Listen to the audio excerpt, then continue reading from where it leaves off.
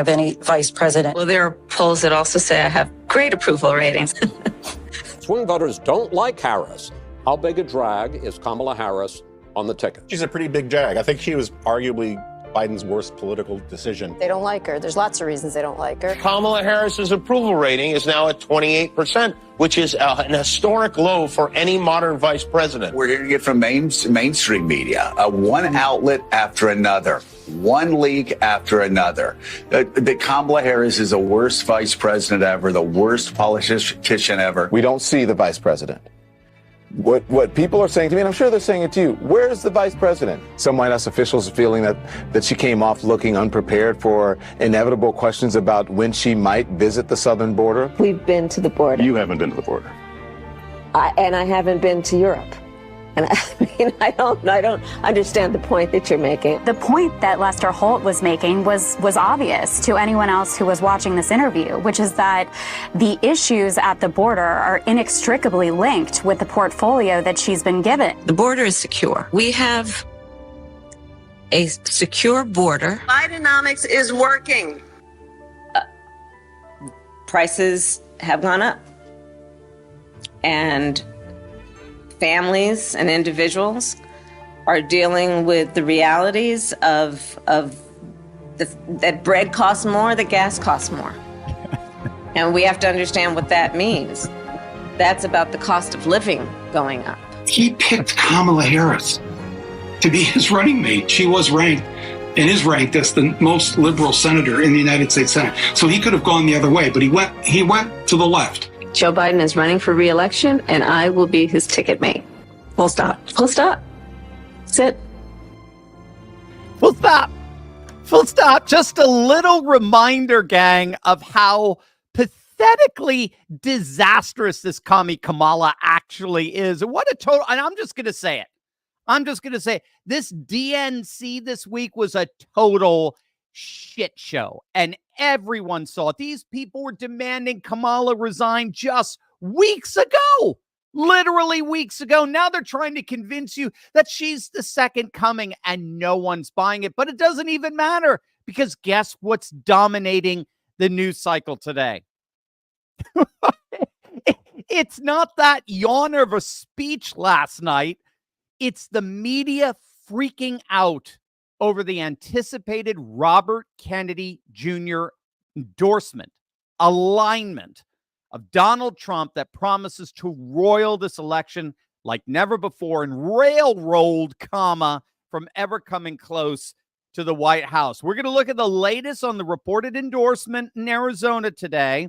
We're going to see what it really means for the November election. We got the polling data. We got the numbers. They're going to blow you away. And we've got yet another election integrity victory in a major swing state, this time coming from the Supreme Court. You're going to absolutely love it. Greetings, everyone. It is Live Stream Friday. I am your host, Dr. Steve, your patron professor, here to help you stay sane in these cackling, insane times. So make sure to smack that bell and subscribe button. We are live on YouTube, on Rumble, on Twitter, you name it. We got a jam-packed show. We're going to just dive right in.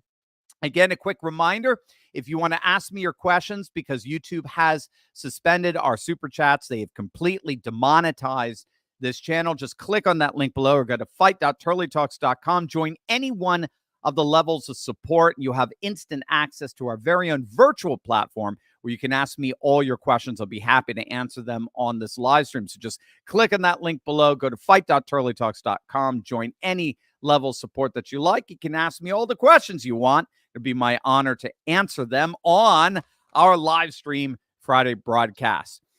As you all know by now, it is being widely anticipated, widely reported that Robert Kennedy Jr. will indeed announce the suspension of his campaign today in Arizona as he joins forces with Donald J. Trump to officially endorse him as president of the United States. The Trump campaign has announced that they have a special guest at their rally in Arizona. They're teasing us, just like the Dems tried to do last night with their mystery guest who never showed up. Did you see that?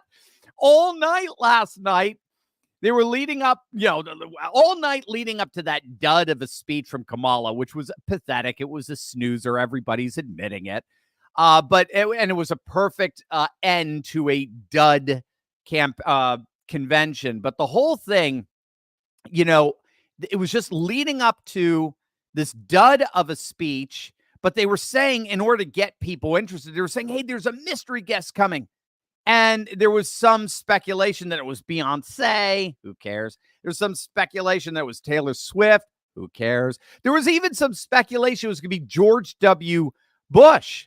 Don Lemon said that. Don Lemon said, my sources tell me it's going to be George W. Bush, which would have been the greatest gift ever given to Trump, since Bush is probably the least, next to Biden, the least popular president ever.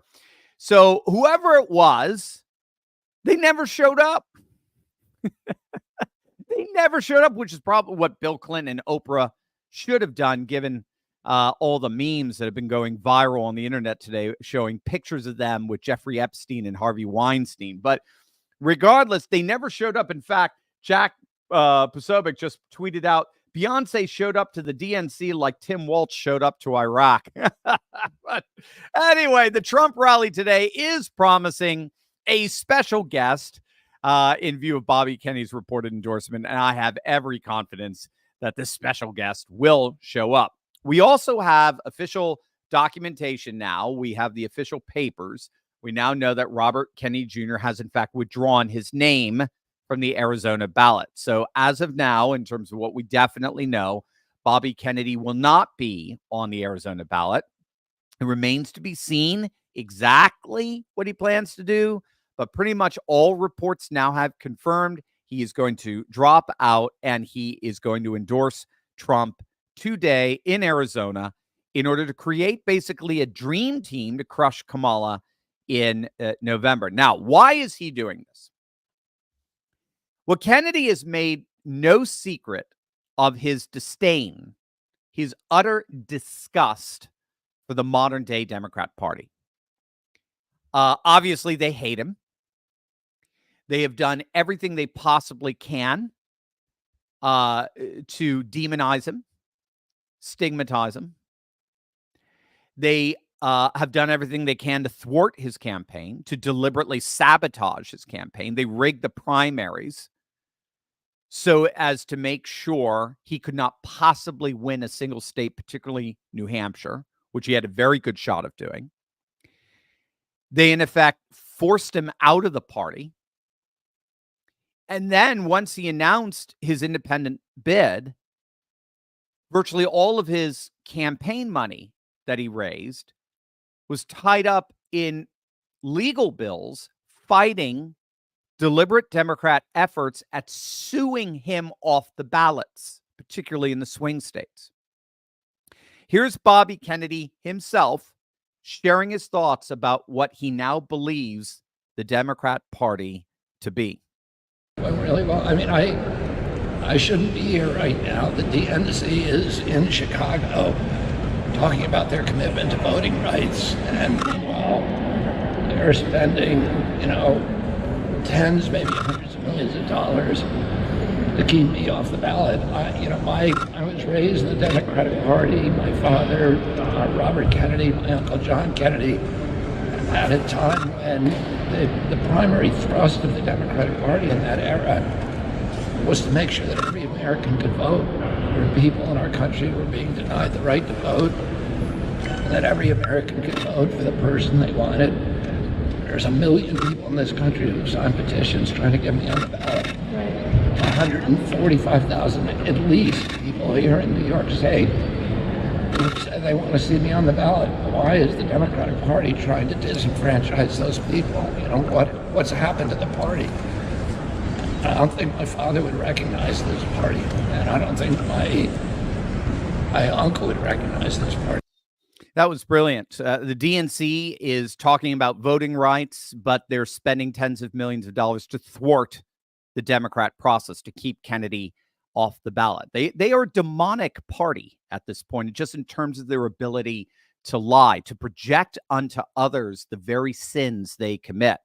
The party that claims that it is the voice of the disenfranchised is doing everything it possibly can to disenfranchise candidates from the democratic process. As Robert said there, the Kennedys, neither John F. Kennedy or his father, Robert Kennedy Sr., would recognize this party. This party has become the party of the establishment, the party of the affluent, of the oligarchy, of the elite, of billionaires and bureaucrats, aligned with a woke fundamentalism that declares as heresy any and all dissent. The Democratic Party does not have a liberal bone in its body the way it did in the 60s. And so we can see why Kennedy would easily be pushed into the arms of Trump. In many ways, the Democratic Party only has itself to blame for what's expected to be this announcement later today. It is, if you don't know, 2 p.m. Eastern time was the latest that I've got there. By the way, that's exactly, in terms of the Democrats only have themselves to blame, that's exactly what Kennedy's VP nominee, Nicole Shanahan, said. Look at this tweet. I mean, and the exchange it got is so fascinating, so revealing.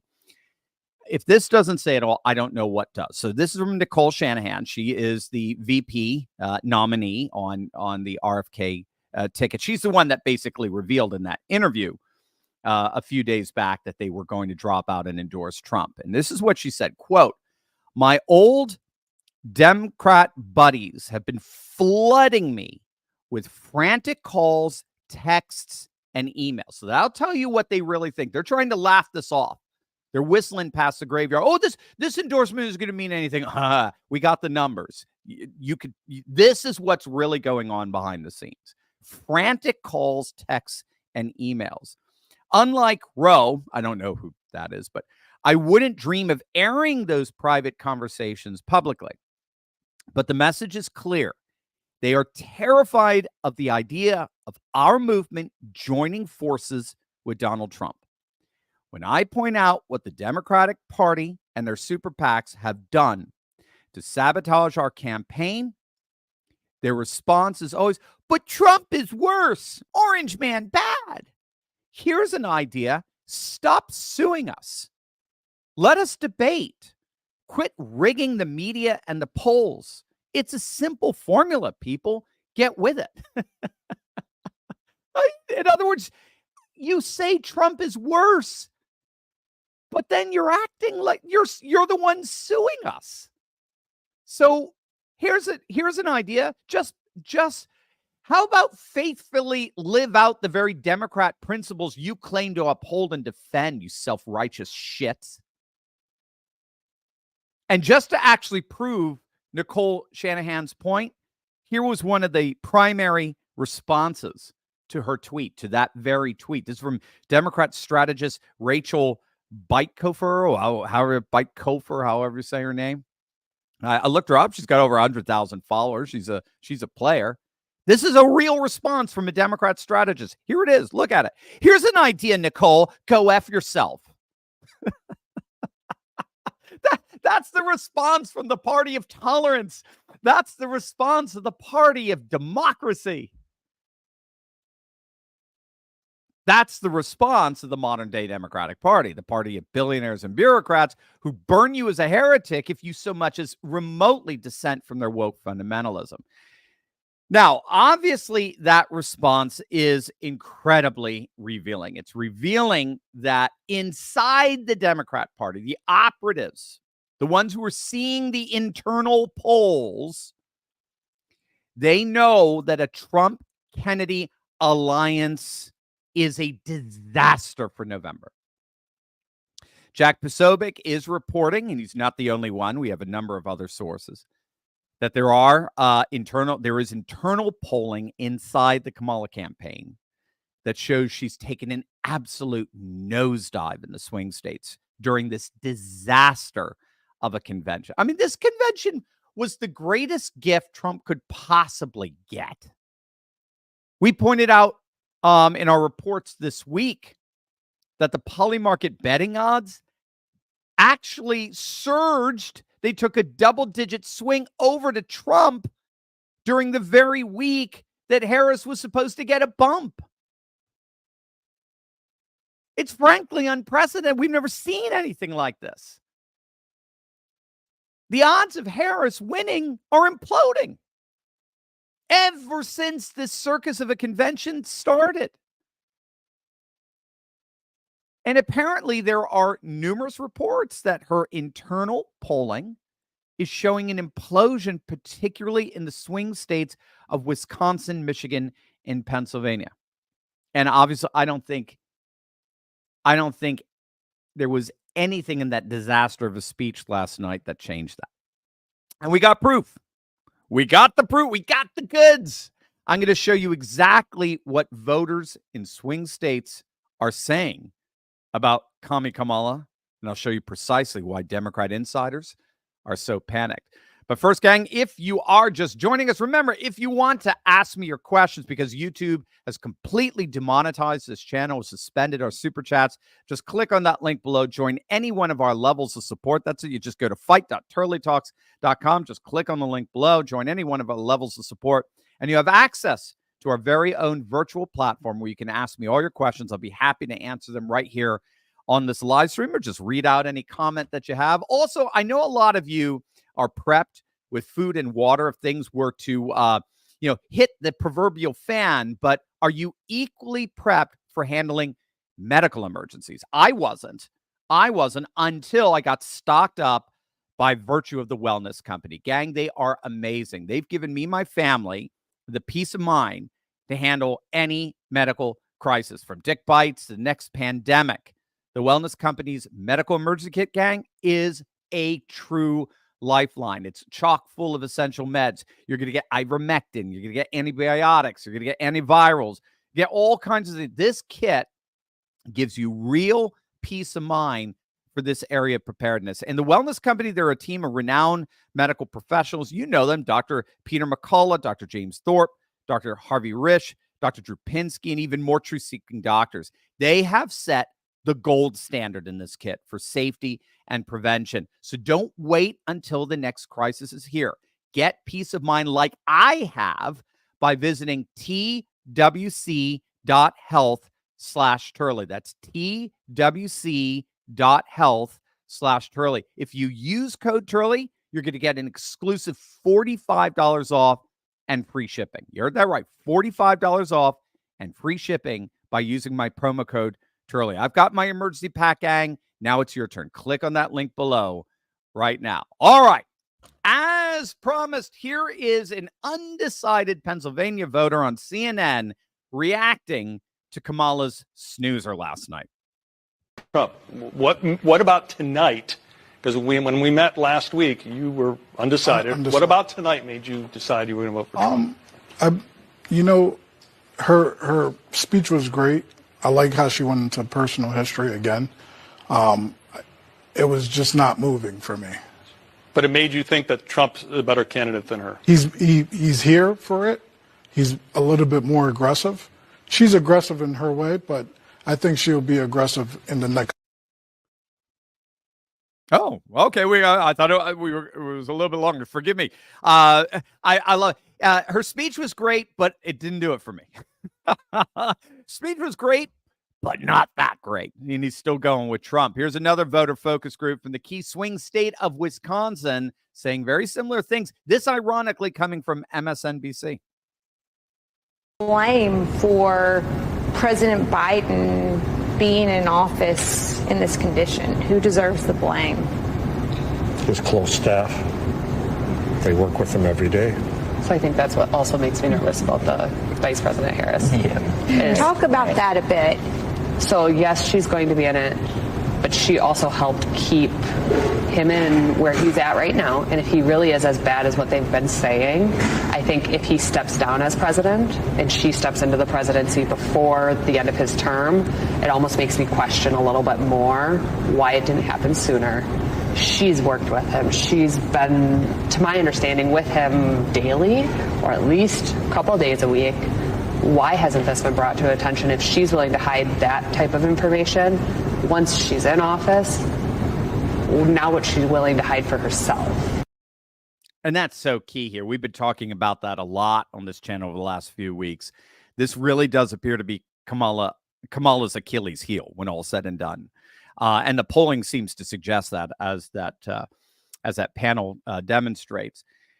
Kamala's two major weaknesses: so her handling of the economy, handling of the border, forgive me, on the one hand, and her covering up Biden's senility on the other. That's her particular weaknesses. The economy, of course, is a disaster for both of them. But the two major weaknesses for Kamala is the border and the covering up of Biden's senility. And the problem with that latter weakness of her covering up of Biden's senility these last 3.5 years, it's raising the question, what else is she covering up? If she's been lying about that for 3 years, what else is she lying about? If we can't trust her with that, what else can we not trust her with? So these last 3.5 years, in terms of the cover-up of Biden's senility, is a stain on Kamala's credibility. And then, of course, you've got the second weakness, which is Trump's incessant hammering Kamala on the southern border. You probably saw this. He was just on the southern border yesterday. I don't know how many of you saw it.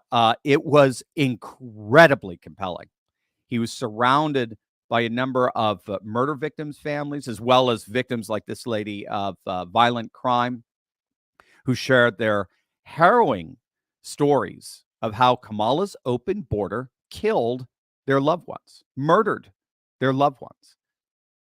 Now, of course, that's horrifically tragic. And I don't think they feel like they're politicizing this. They're not politicizing their pain. They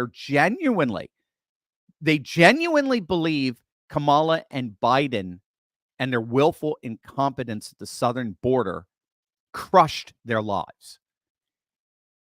And they believe that Trump is a positive outlet for the grief, for their grief, in that at least with Trump, perhaps in supporting Trump, they can help prevent that horrific tragedy from happening to others. But that said, what Trump is doing here at the southern border yesterday and today, and I've been seeing the commercials. I'm going to show you one of them that are being run in Pennsylvania. They're devastating. What he's doing is politically brilliant. Okay. Again, I don't want to politicize pain, but what he is doing is politically brilliant. While the Democrats are dancing around and frolicking like a bunch of freaks at their convention, it's so much fun. It's so much fun. While they're doing all that, make no mistake, that's playing right into Trump's strategy here. Because Trump is just showing how aloof, how far removed they are from the pain they've caused to so many people. Trump, in this case, is effectively Dukakisizing Kamala. That's going to be a fun word to say. Trump is effectively Dukakisizing Kamala. He's Dukakising. That's better. He's Dukakising Kamala. He's hitting her right now as this clown show was going on all this week. He's been hitting her with a Willie Horton ad on steroids. Check this puppy out. Kamala Harris was given one important job as vice president: monitor and control our southern border. How did she do? Did she take the job seriously? Did she do all she could to protect American citizens from an invasion? Did she do anything at all? You haven't been to the border. And I haven't been to Europe. And I don't understand the point that you're making. Here's her grim scorecard: murders, rapes, attacks on children, a 12-year-old girl in Texas, a mother of 5 in Maryland, a nursing student in Georgia, all savagely murdered by those Biden and Harris led into our country unlawfully. We have a secure border. Kamala Harris was and is a complete failure at her job. Now she's asking us for a promotion? Who in their right mind would give it to her? Restoration PAC is responsible for the content of this advertising. Again, absolutely brilliant. If her cover-up of Biden's condition for the last 3.5 years calls into question her trustworthiness totally and completely, then at the same time, the one job she was in charge of was the southern border, and you see what happened there. You see the mess she made of it. can you imagine her in charge of everything? It's absolutely brilliant. I think it is Dukakising her very, very effectively. And so this alliance between Trump and RFK simply could not have happened at a worse time and for, in many ways, a weaker candidate. Now, with all that duly said, again, I think we could go a bit deeper in terms of what Robert Kennedy Jr. is doing here.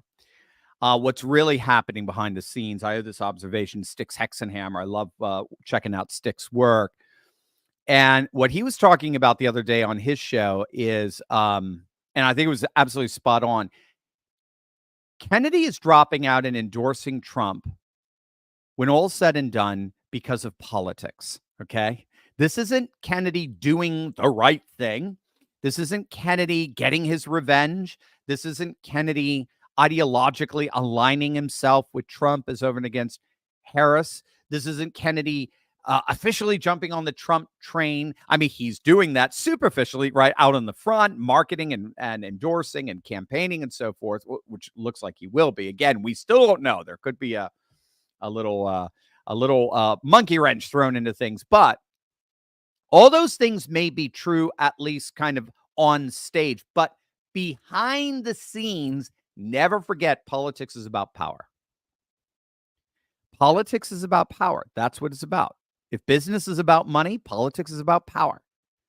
So Kennedy endorsing Trump today, which all reports again suggest that he'll be doing, reveals that Kennedy believes that Trump is going to win. That's what Styx was pointing at, and I thought it was brilliant. It reveals he believes Trump is going to win. This move by Kennedy today in Arizona, again, I just have to qualify. We haven't seen it yet, but all reports suggest he'll be doing it. This move reveals that he believes Trump is the one who is going to win in November.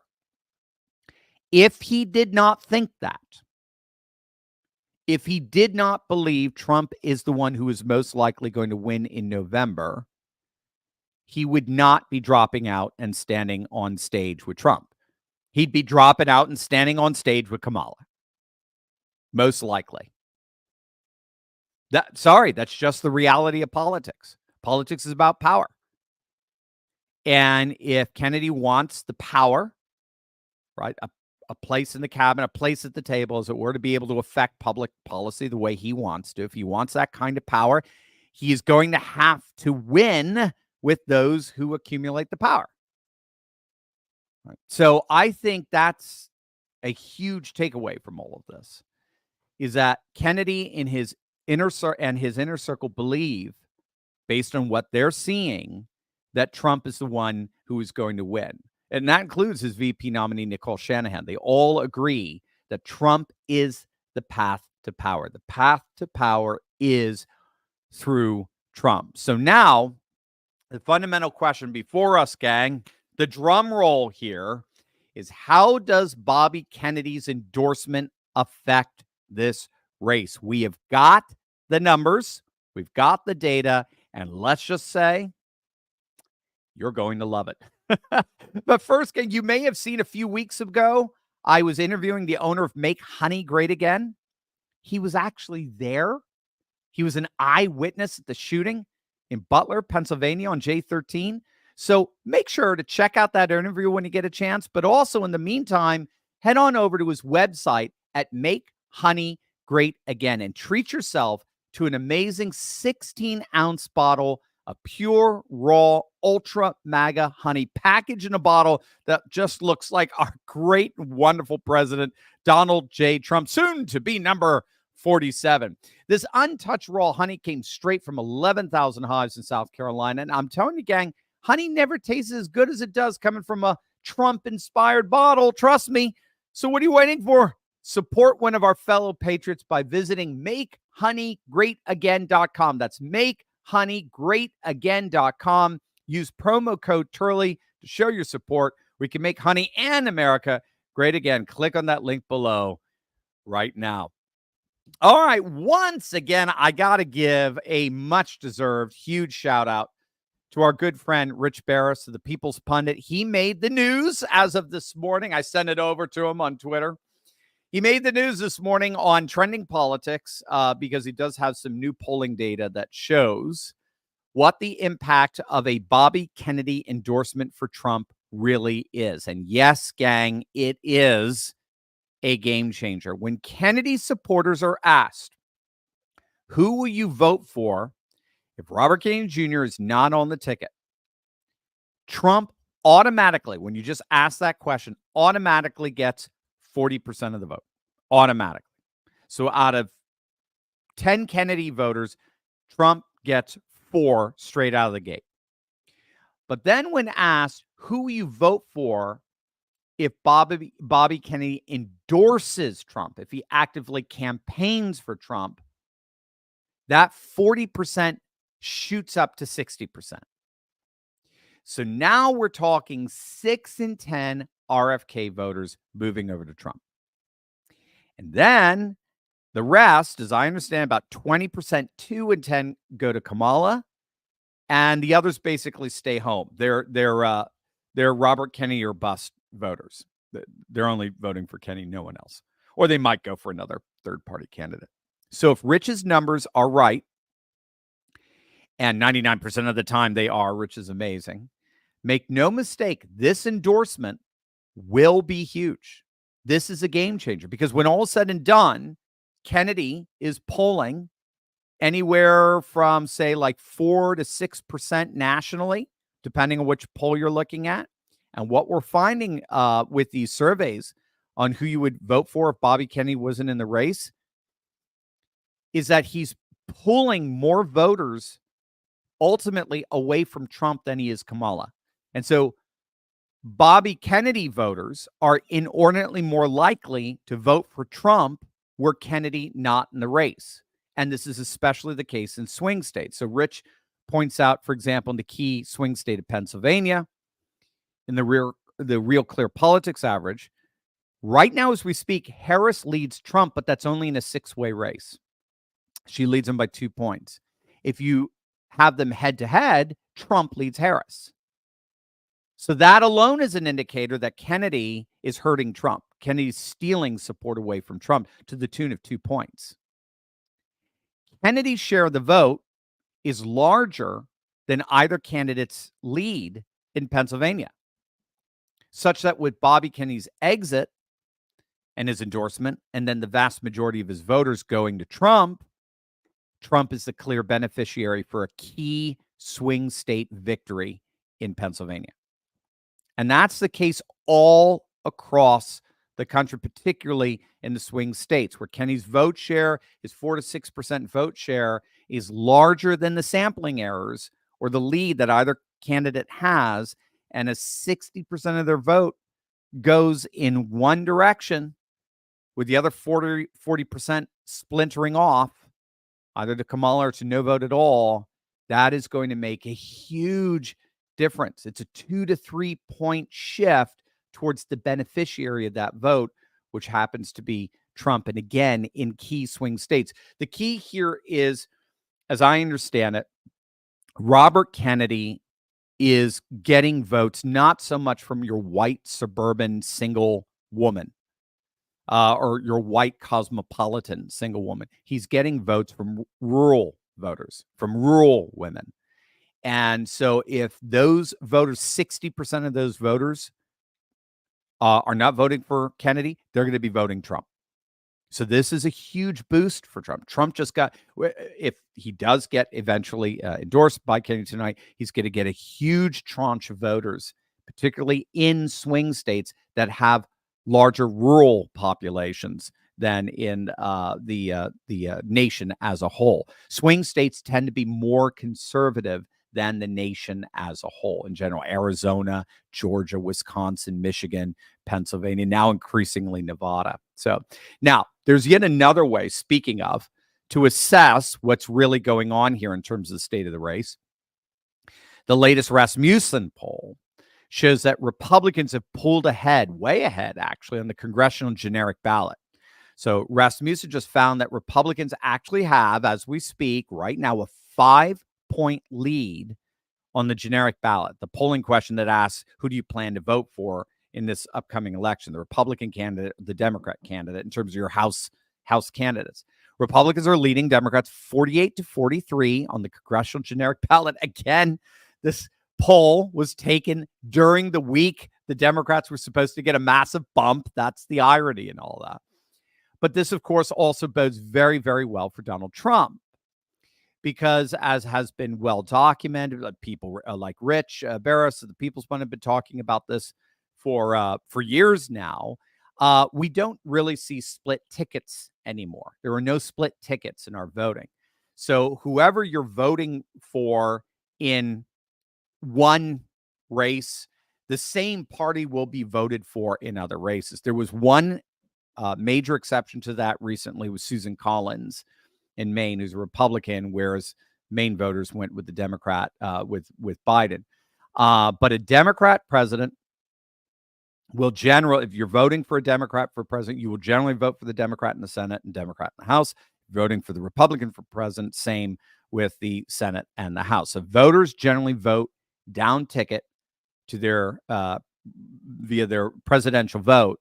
So if they're planning, and it works the other way, if they're planning on voting Republican in the congressional races by 5 points, that means that Trump, in effect here, has at least a de facto 5-point lead nationally over Kamala. Actually, it may be much more, because Trump tends to lead inordinately more. There is a very clear lead discrepancy between Trump and the down ticket Republicans, because quite frankly, Republicans have done nothing to endear themselves to voters of late. So this is not just good news for the Republicans in terms of their likelihood of retaining control of the House. This is also very, very good news for Trump. Now, again, we've got some other cross-referencing data here. The latest coming out of Ohio. Trump, I mean, he's crushing it. He has amassed a 12-point lead in what was just literally 3.5 years ago still considered a swing state. Ohio's not a swing. You notice Florida's not a swing state anymore. Ohio's not a swing state anymore. Iowa's not a swing state anymore, because they've all gone solid red by double digits. So the latest coming out of Ohio is Trump is up 12. And don't forget the Des Moines Register poll, which has one of the best track records for polling accuracy in the nation. It's been a few weeks, but a few weeks ago, the Des Moines Register recently found Trump with an astonishing 18-point lead, a near 20-point lead. That's when Bobby Kennedy was in the race, and he was getting 9 points in Iowa. Again, there's those rural voters who were very attracted to Bobby Kennedy, who now will go to Trump. Can you imagine what Trump's lead is going to be like today if Bobby Kennedy comes out and endorses him? Now, why this is important is because Iowa and Ohio are relatively predictive for how Wisconsin, Michigan, Pennsylvania vote. The key 3 swing states, the so-called blue wall. As long as Iowa and Ohio were blue, Wisconsin, Michigan, Pennsylvania went blue, generally speaking. If you start to see Ohio and Iowa move to the right by, say, 5-7 points to the right, you're also going to see Wisconsin, Michigan, Pennsylvania move 2, 3, 4 points to the right as well.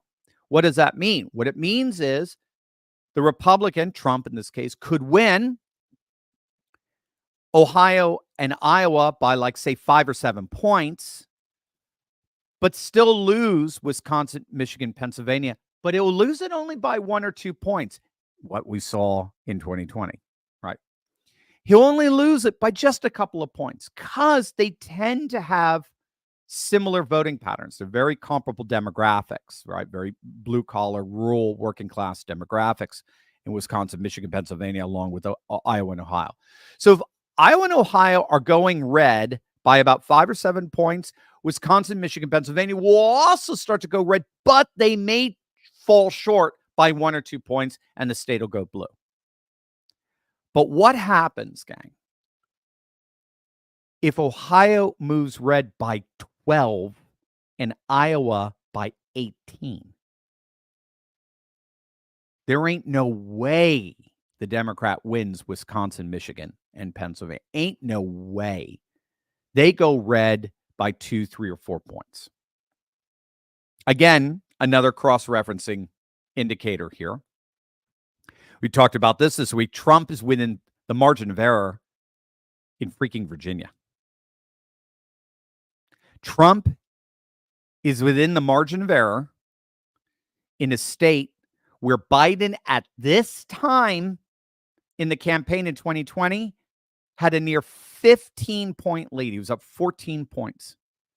And again, Roanoke did the poll. Roanoke has one, like the Des Moines Register, is one of the single best track records historically of any polling outlet. Both Roanoke and the Des Moines Register know how to poll their respective states. They've been doing it for decades. They know they can go down to the margin of error. Now, if Trump is within 3 in a state that Biden ended up winning by 10, by double digits, how do you think he's doing in Wisconsin, Michigan, and Pennsylvania? 3 states that have significantly more Republican support. If Virginia's in play, and if Iowa's up 18 and Ohio's up 12, forget about it. Forget all of this nonsense that the legacy media is trying to fabricate for you is just that. It's pure, unadulterated nonsense. And now, with RFK joining forces with Trump, that's going to make this lead even more formidable. Now I know. I can hear it already. I can hear you screaming at me through that digital hyperlinking connectivity. I can hear it.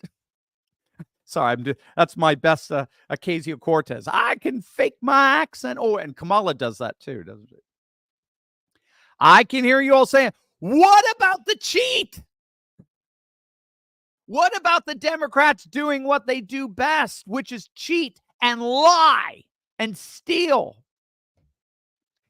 Well, we got some amazing news on that as well that just dropped in the last 12 hours.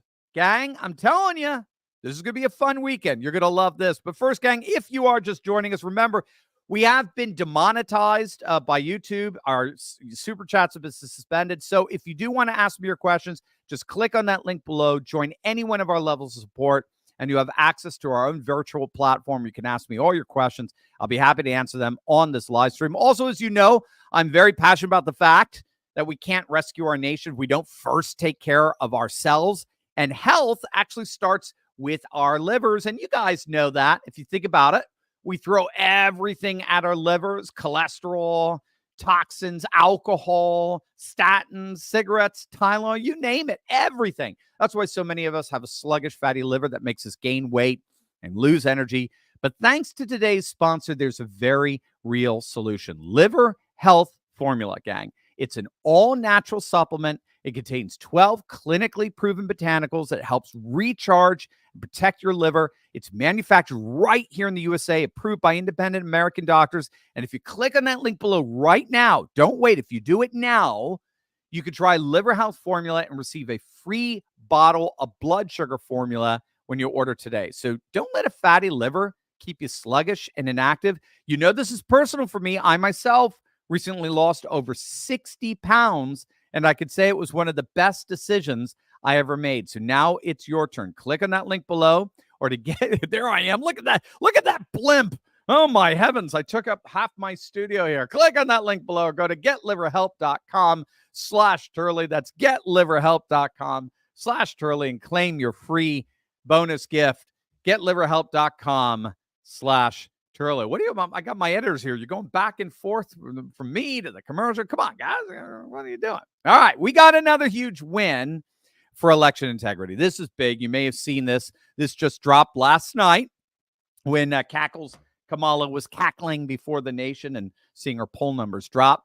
You'll love this. It's the latest, frankly, in a string of wins we've been getting all week this week in the home stretch going into November. The Supreme Court on Thursday reinstated the 2022 law, a voting law that requires proof of citizenship in all elections in the state of Arizona. The key swing state of Arizona. The law was being challenged in the courts since 2022 by the Democrats, of course. And now the Supreme Court has given the green light to enact it fully throughout the state. The Supreme Court ruled that officials in Arizona may indeed reject state voter registration forms if a voter does not provide proof of citizenship. Now, because this law was being challenged, up until this point, any eligible voter who submitted the state's registration form without citizenship proof was allowed to be registered. And as I understand it, the decision did not kick them off. It does not give officials the right to kick those people off. So it's a partial victory. Hopefully they're going to be able to resolve that in the next couple months. But regardless, right now as we speak, they stopped the bleeding at the very least. A non-citizen cannot vote in Arizona's election. If you are going to register to vote in Arizona, you do have to show proof of citizenship. So once again, the Trump Supreme Court comes through. But like I said, we've been dealing with this all week, gang. We've just been getting one win after another with all these election integrity initiatives. Just the other day, reported on the latest from Nevada, where their Supreme Court, their state Supreme Court, made a landmark ruling. It was a massive blow to Democrats. The Nevada Supreme Court ruled that election officials do, in fact, have the right to withhold certification of the vote as long as there is suspicion surrounding it, as long as that vote is being contested. I'm sure you remember this from 2020 and 2022. We had concerns, particularly with Katie Hobbs, right? We had some serious concerns about the vote in Maricopa County. It didn't matter. She demanded that the vote be certified, and it was certified under duress.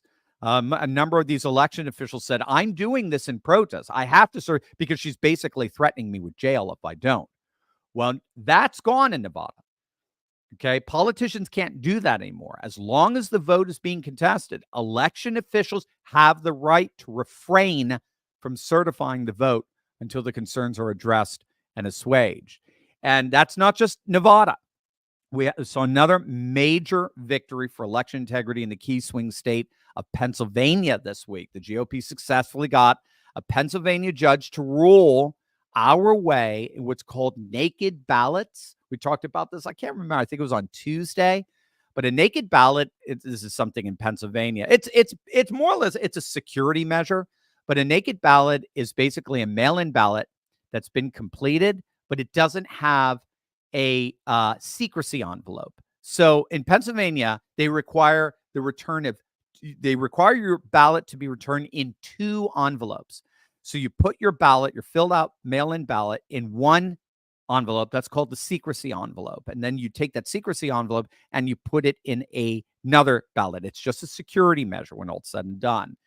And what happened is that the Democrats, of course, wanted to make it so that votes returned without the secrecy envelope would still get counted.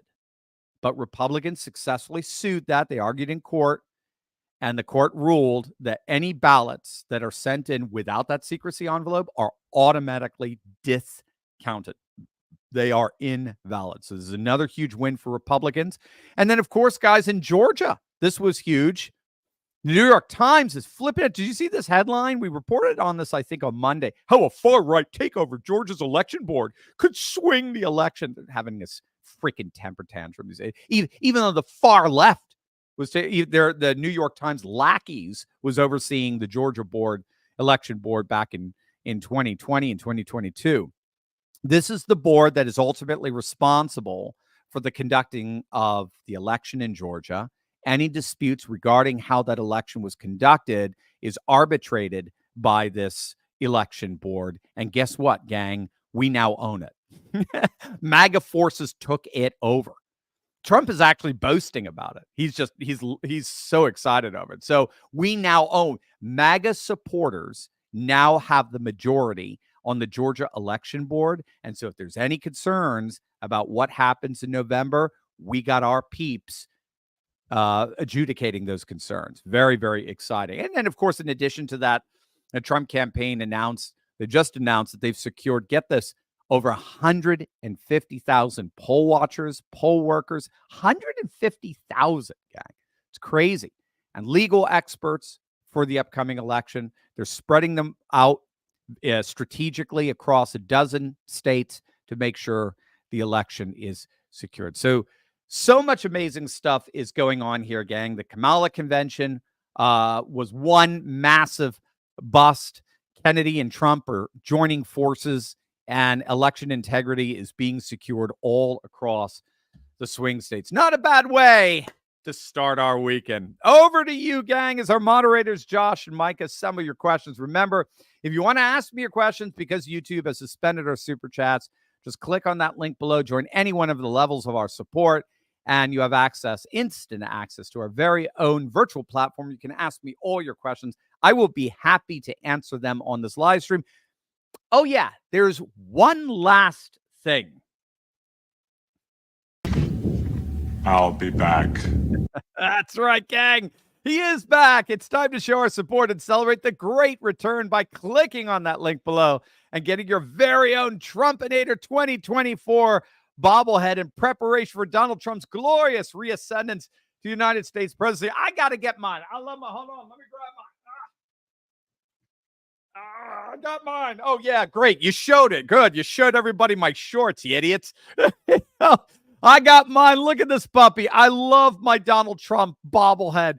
Gang, this collectible bobblehead from Proud Patriots is made with highest quality material and really a must-have with any Trump fan who wants to send some energy towards what's shaping up to be the most glorious political comeback in history. Now, don't wait. There are just a limited number of these collectibles, and you don't want to be caught paying way more later on eBay from someone who bought one now. So whatever you do, don't wait.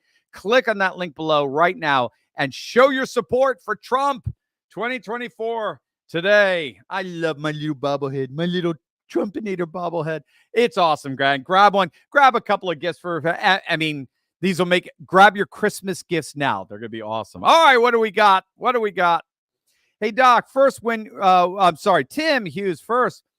When will you be doing another collaboration with Ross Gibbons? Also, do you think Trump will be giving RFK Jr. a job when he's reelected? Okay, so I just interviewed Ross yesterday. We have a whole new expose on Nancy Pelosi. He's got the inside scoop because Ross is an inside trading expert. He's got the inside scoop of what Nancy really was doing with getting rid of Biden. So that should air sometime this weekend. I'm not quite sure.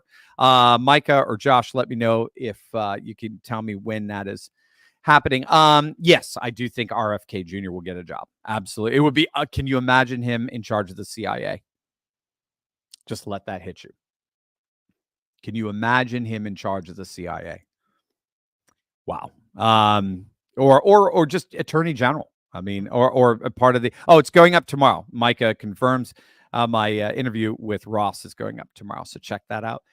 It's going to be, it's going to be epic. So yes, I believe RFK. Definitely. There's no, again, politics is about power, and there's no way he's getting an endorsement without getting some power. That's for sure. John Trumpeteer 47. Will the evil judge put Trump in jail? That remains to be seen. At this point, I don't think so. The letter he got from Alvin Bragg suggests to me that the powers that be have made the decision that the weaponized legalism is blowing back against them. It's boomeranging. So as you saw, I did a report on Alvin Bragg. Basically sent a letter and said, let's indefinitely postpone the sentencing date. What's the sentencing date? I think isn't it September 18th? Something like that. I'm forgetting what it was. Let's indefinitely postpone this sentencing date till after the election for sure. And then after the election, it wouldn't matter. And that is not being seen. And he uses an excuse, given now that the Supreme Court has sided with Trump on immunity, that there's no point in sentencing him since half my case basically got thrown out. And you're sentencing him based on charges that were brought in that have now been negated by virtue of the immunity ruling. That's not the reason. They don't care about the law. They don't care about fairness. The reason Bragg openly told Merchant, let's not sentence this guy, is because the powers that be told Bragg, don't you dare sentence this guy. Don't you dare turn him more into a martyr than he already is. This guy has turned his lemons into lemonade his poll numbers only go up, and that's the last thing we need. Now, I don't know if Merchant will abide by that, but thus far he appears to be a very faithful lackey, very faithful lapdog to the Democrat powers that be. So we'll see. But right now, it does look like Trump has gotten away Trump gotten away. That's a terrible way of putting it. It does look like Trump has triumphed over this weaponized legalism. Terry, how likely is it that RFK Jr. will actually withdraw and announce a sit on his hands stance and not endorse Trump after all? As he is withdrawn for the ballot in Arizona, and his running mate has gotten flooded with calls, texts, and emails, all saying, but Trump is worse. I don't like to count chickens before they hatch. Granted, Terry, and I am taking a risk on this video. That's why I did qualify it. These are the reports. This is the technical term is this is a subjunctive. It is a speculative video. But given that it appears since it's the future, does appear he's going to be the one speaking. He's the special guest at the Arizona rally. I cannot imagine Trump rally. I cannot imagine him appearing at that Trump rally and not endorsing Trump. I just can't imagine that. And Shanahan herself, Nicole herself, said in that interview that they were going to join forces with Trump. If I recall, that was her exact term she used: join forces.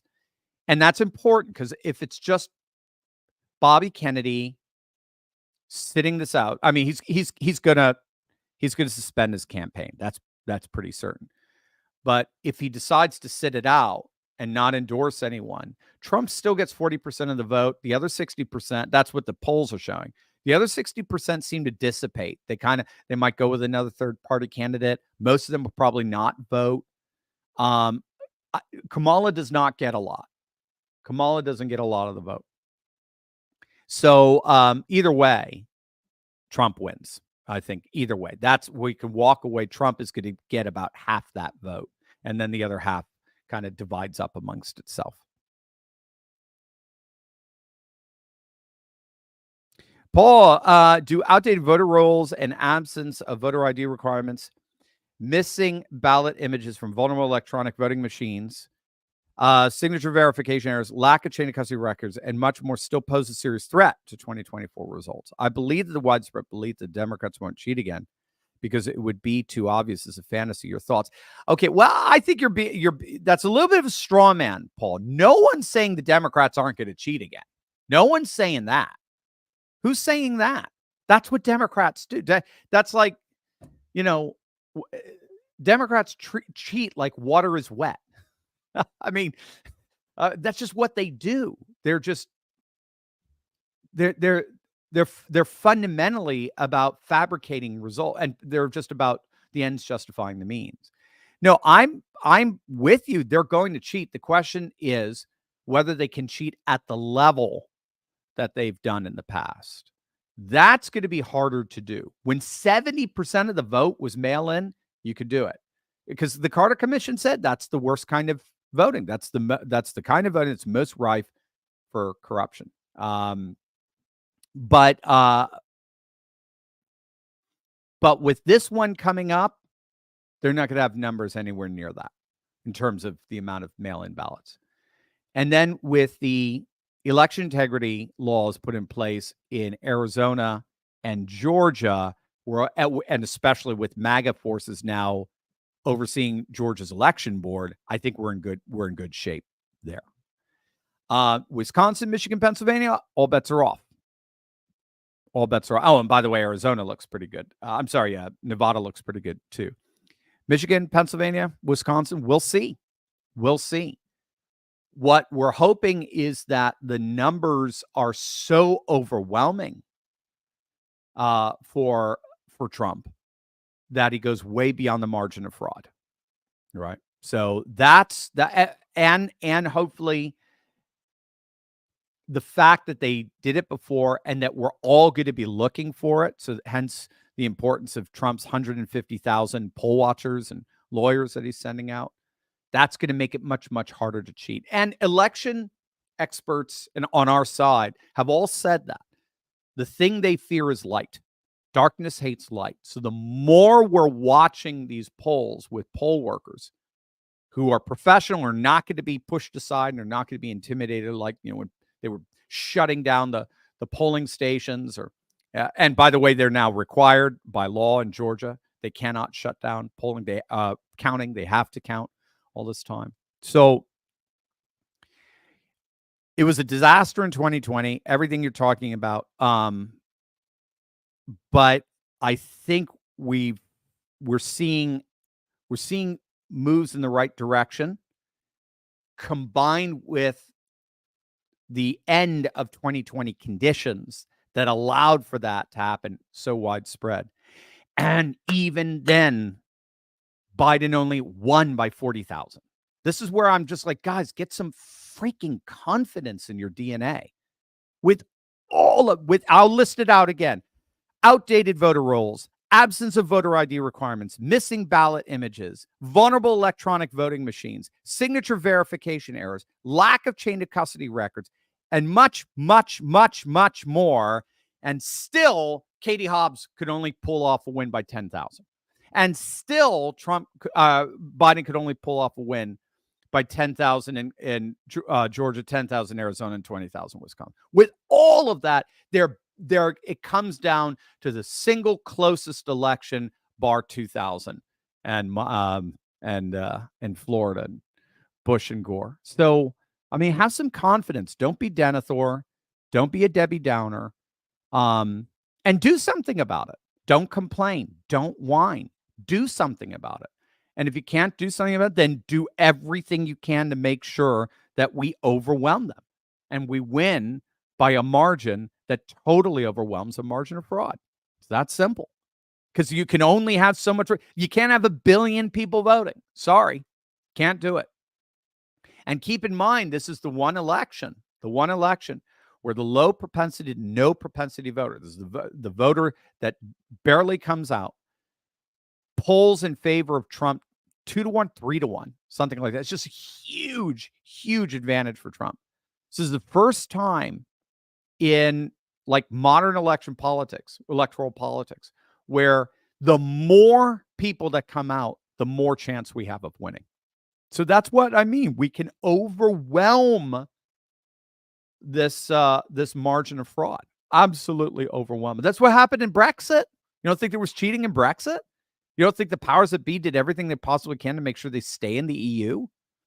The problem is low propensity voters and no propensity voters, voters who do not vote, who have not voted in any election prior to that, or just very few in the last 20 years, suddenly came out en masse because now there was something they could vote for.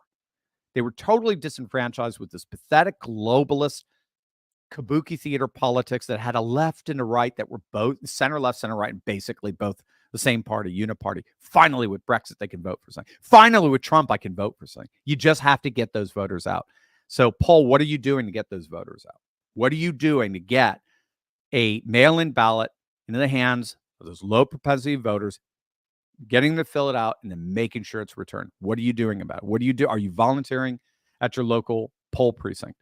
Are you a poll worker? Are you taking up Steve Bannon's challenge for the precinct strategy? Are you doing all those things? Just make sure you're doing them. Don't complain, or else, dude, you're just Denethor. Just go burn yourself and watch our country burn while you do it. Donnie, Dr. Steve, in reality, how much of a swing cackles we'll get after the DNC? We'll see. We'll see. I mean, we'll know more over the weekend. We'll know more at the beginning of next week. I'll see if I can get Rich Barris on, because he's getting the raw numbers there. But thus far, she's gotten no bump. It's been a bizarre, absolutely bizarre convention. I guess the one theory was they already gave her a post-convention bump with the response bias polls. They already gave it to her. So in the weeks leading up, so there was really nowhere she could go. That's one theory. But we'll have to see. She's her whole political career. The more she talks, the more we see of her, the less we like her. It's just that simple. Rich, Dr. Steve, we know the mass media puts out skewed polls to show Harris doing better than reality. We know one reason to make the race appear close for news stories is for news stories to promote donations. But could another reason be that inflating Kamala's numbers will be used to justify the planned cheating that they plan to do? So that's one of the theories. One of the theories is that they're inflating her poll numbers so that they can match the, shall we say, inflated vote that she received. Yeah, well, that may be the case. Again, they did the same thing with Biden in 2020. Biden wasn't getting leads like that. That we have to remember this. You have to let this hit you. Okay. What was the poll that showed Biden with a 17-point lead in Wisconsin? Who did that? I'm forgetting now. Was that YouGov? Marist? I can't remember. Just a few weeks before the election. This was in October. They gave Biden a 17-point lead in Wisconsin. Biden won Wisconsin by 40,000 votes. It wasn't even in the realm of reality. And that was with all the shenanigans. So, yeah, they can inflate the polls and yeah, they can inflate the vote. But in the end, if the people come out, there's more of us than them. There's just no way around it. Again, there is a limit to how much you can cheat. There is a limit before it becomes ridiculously obvious. Before, when you start saying, wait a minute, there is 135% turnout in this district, before it becomes pathetically obvious. And it's primarily, as I understand, it's in mail-in ballots. That's what it was, not the machine. Sorry, guys. I don't see any evidence that it was the machine. Sorry. Nope. It was the mail-in ballots, just like the Carter Commission warned us about. Mail-in ballots are they have the highest propensity towards fraud of any form of voting. So you have to limit it. You have to highly regulate it. We didn't. We put mail-in voting on steroids in 2020, and we reaped the rewards. And even then, they barely won. Now imagine it's been squashed. It's been radically reduced, highly regulated, and especially key swing states of Arizona and Georgia. Even in Wisconsin, to an extent, it's been quite regulated, but just by the law itself there. And then Republicans are also learning how to do ballot harvesting, like the Southern California strategy. That's won a number of Republican seats in Democrat +4 districts because they've been using evangelical churches as their ballot harvesting bases and taking a vote that tends to vote 80% Republican, but only votes about 60% of that overall population. They're getting up to vote about 90% of that population with an 80% advantage, voting advantage for the Republicans. And they're winning in Southern California. We almost got the House in 2020 precisely because of all these Southern California congressmen who were winning, because they started mail-in ballots, universal mail-in ballots in California back in 2018. So they learned to adapt. So we can do it. We can adapt. We can make this happen. So, but they're going to cheat. There's no question about it. They're going to cheat. Inflated numbers will try to help with that. It was impossible with Biden. They couldn't inflate his numbers because it was just so obvious. They're trying it with Kamala. We'll see after the debate, after Trump most likely just stomp her in that debate. He's so quick on his feet. He's done so many debates. I don't think she's ever won a debate. She's that bad. And hopefully that they're not gonna be able to prevail. Jeff, Dr. Steve, what do you think of Don Lemon and Chris Cuomo suddenly reporting at least some of the truth? Are we seeing an awakening? Every time I think there's an awakening from those two, they always disappoint, don't they? But hey, I mean, Jeff, I appreciate the question because, again, nobody's beyond redemption, right? Nobody's beyond awakening, especially if we're people of faith, family, and freedom. We believe God can resurrect anyone, so I appreciate that. We'll see what Don Lemon. So yeah, two things happened this week. So Don Lemon interviewed black voters and found in New Jersey and found virtually all of them were for Trump, and he posted that on his channel. Could it be a warning to the Democrat? I don't know, but he showed that particularly black men were not interested in Kamala. That was very good on his part. And then he made some really good comments. He's been pushing back on the Project 2025 that the Democrats have been obsessing over. Again, that's just their polling. Their focus groups are telling him that oh yeah, that scares me or something like that. But again, it's all to divert your attention away from the border, from the economy, from inflation, from the crime wave, from World War III, all that. The world basically falling apart. All the world's falling apart all around us, but Project 2025. And then, of course, you had Chris Cuomo dropping truth bombs about the modern day Democrat Party, sounding almost like RFK. We'll see. We'll see how long they keep it up. I loved that interview with Tucker, between Chris Cuomo and Tucker. For the first time, I really saw. So something happens when you're not being paid to be a prick. I'm not trying to be a prick in saying that, but it seems to me that Jeff Zucker of CNN, who's got his ass fired, he paid people like Lemon and I know it's Lemon, but I like saying Lemon and Cuomo to be left-wing jerks. Trump is a right-wing prick. I want you to be the left-wing prick, the counter prick. And it's just so nice to see them not being paid. News Nation is pretty good. They have no interest in going full rabid MSNBC on anybody. And then Don Lemon he had a strange start at first. He said it's great to be on the X and free speech platform. And then he got all woke again. And now he seems to be back in the center, as it were. The new center, which is center right, populist right. So we'll see. I hope so. Because we're a big tent. We welcome everybody. I'm not gonna turn you away because you're ideologically not aligned with it. If you recognize, like Piers Morgan, if you recognize that the powers that be are corrupt, that the Democrat Party is the party of the powers that be, then you're going to call them out and call them out for it. You don't have to agree with Trump. You don't have to agree with us, but you do have to agree that there is something very, very wrong with this neo-feudalist system that's put a tremendous amount of power and money in the hands of very, very few people, and that it enforces their will on us through this insidious wokeness that deems heretical anyone who so much as just in the slightest sense tries to dissent from it. They shut down free speech. They've shut down free thought. They're engaging in some of the most absurd notions imaginable when it comes to basic anthropology. So anyway, there you go. So hopefully they're on our side. Missy, Dr. Steve, aren't you concerned about Trump giving RFK Jr. cabinet position? I don't want to see that happen at all. Fox in the hen house.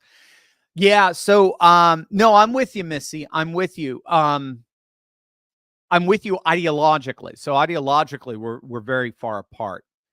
But remember, you have to, in the new politics, you have to think of the divide between the political enemies, the new divide, the animosity. It's no longer ideological. It's no longer left versus right. It's no longer, Republican versus conservative. I'm sorry, liberal versus conservative. Sorry, guys. I think I'm just tired from all week. This when my head is not. I will. All right. Clear thoughts. That's not the divide. Because the divide isn't horizontal anymore. It's not left versus right. It's not Republican versus Democrat. It's not conservative versus liberal. The divide is vertical. The divide is the people versus the permanent political class. It's the ruled versus the rulers. It's the ordinary American versus the oligarch. And the idea here is that if you recognize that new divide, come on in. because there's more of us than there are of them. And our goal right now is to crush the establishment. It's to crush the oligarchical elite. And if you're on our side to do it, let's do it together. Now, once we've crushed them, then we can have a wonderful time arguing about our ideological differences. And they are significant. And someone's going to have to win. But fortunately, because we're the ones who won the election, then we had to decide what ideology prevails in that sense. But I think it's very important to recognize right now, ideology is not the issue. It's not. It is, for lack of a better term, it's class. It's, do you belong to the people or do you belong to this permanent elitist managerial class? It's a small minority elite, minority in terms of numbers, elite, and there's infinitely more of us than there are of them.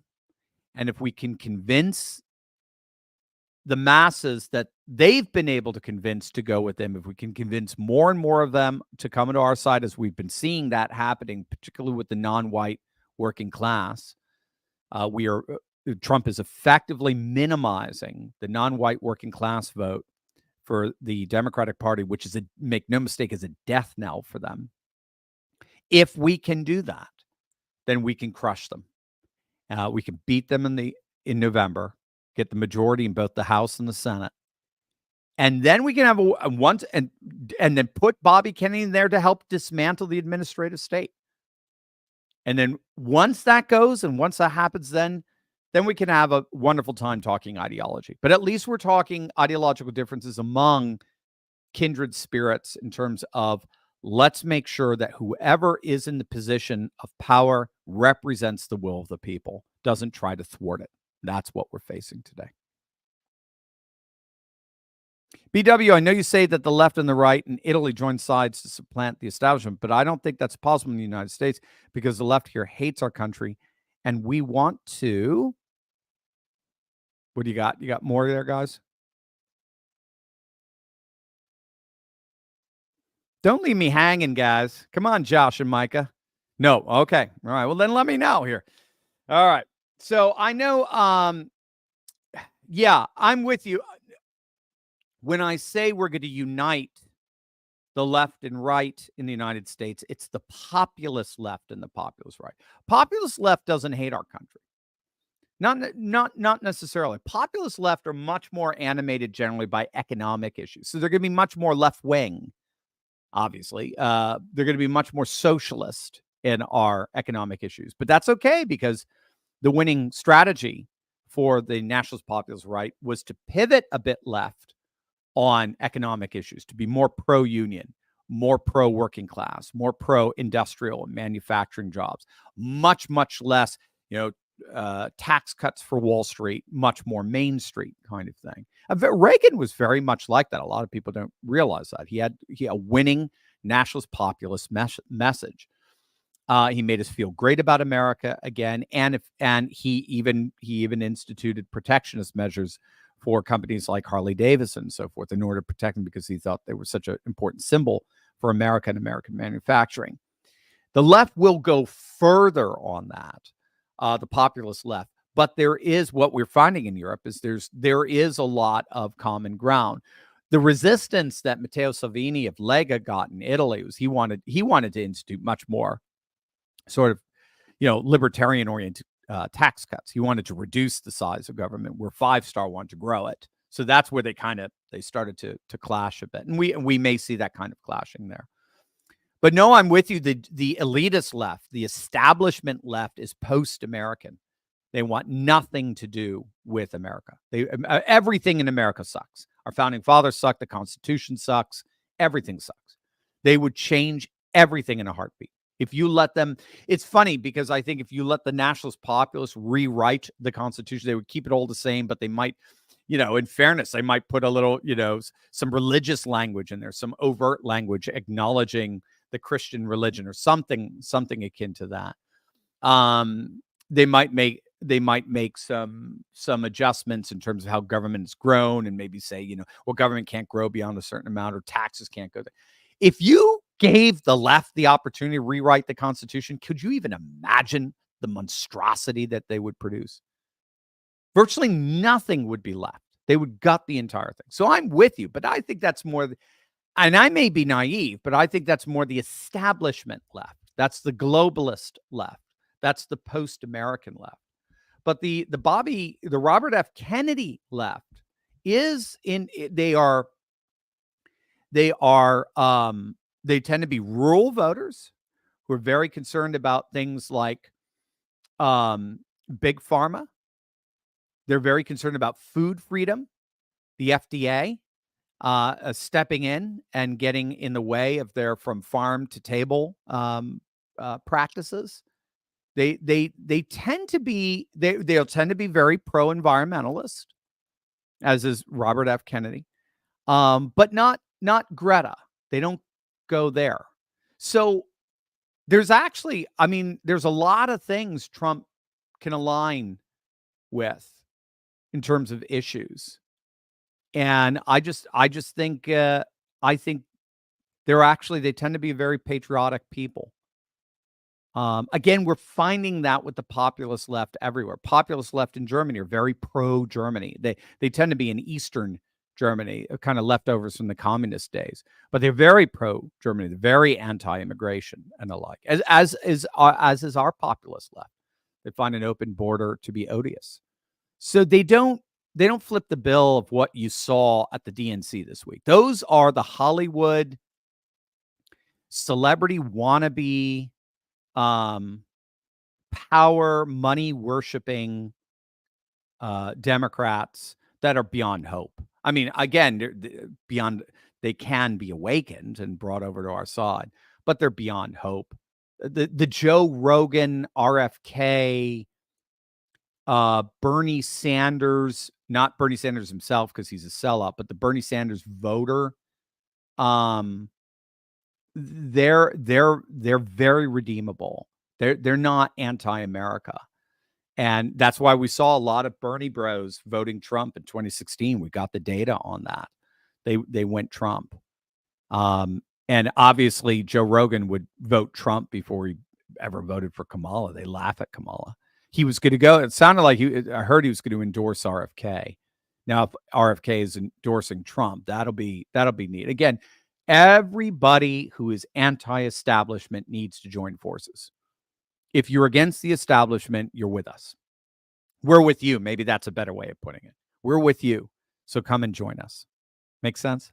So I'm with you. The left, the establishment left is just post-American. They despise you. They despise our country. There's no hope for them. But the populist left's a whole different story. Rumble chat, super buff, Shaft. Did you see Roseanne's show last night with Jovan Pulitzer? He shows violations in the Arizona audit. I heard about that. I heard the final results in the Arizona audit, and they're pretty devastating from 2020, right? They are pretty devastating. So, but no, I did not get to catch that at all. No, I mean, again, if Trump wins in the next couple of months, as he should, we're going to get, I think we'll finally get to the bottom of what happened on J13 and Butler. And I think we'll finally get to the bottom of what happened in 2020. Anita, didn't Obama tell Biden to make Harris his VP so he can continue to be in control? And how about a new name for the DNC? Demonic narcissistic creeps. Yeah, that's hilarious. Yeah. Again, I think they're trying to do the best they can with what they've got. Legally, all the money that Biden raised could not go to anyone other than Kamala. That was her ace in the hole. That was her, no pun intended, trump card. So she was guaranteed. We talked about that early on. She was basically guaranteed to get the nomination. All the talk about Michelle and all that, no, it's not going to happen. Or Gruesome Newsom, because they can't get the money. So it's about power. It's about power, and money is about power. So I think they're dealing with the best they got, and they're just doing a Biden basement strategy 2.0. They are allowing their lackeys in the legacy media, establishment media to run Kamala's campaign for, to basically be a Democrat super PAC.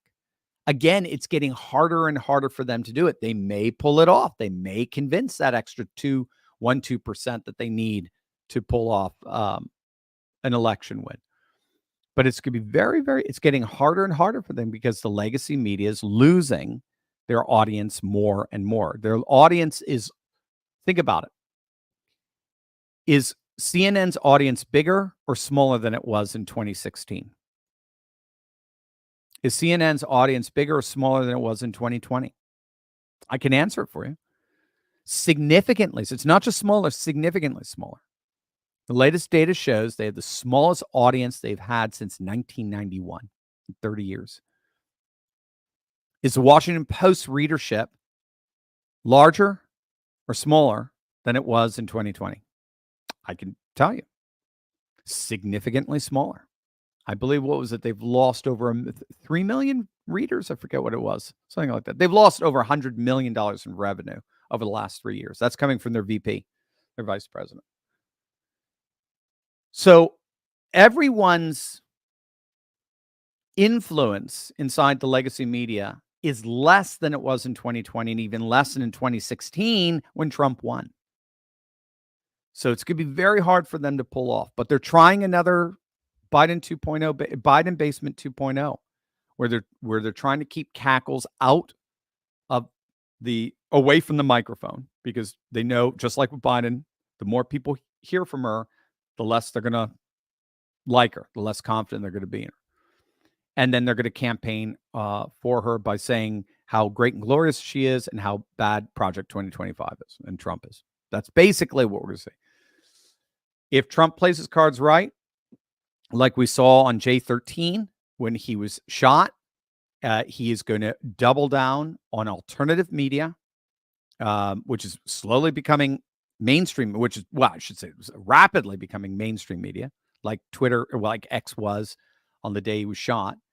The legacy media was caught totally flat-footed throughout that whole, right? I mean, Trump, Secret Service covered Trump after he fell. Secret Service removed Trump from podium after loud sounds. I mean, they were caught totally flat-footed.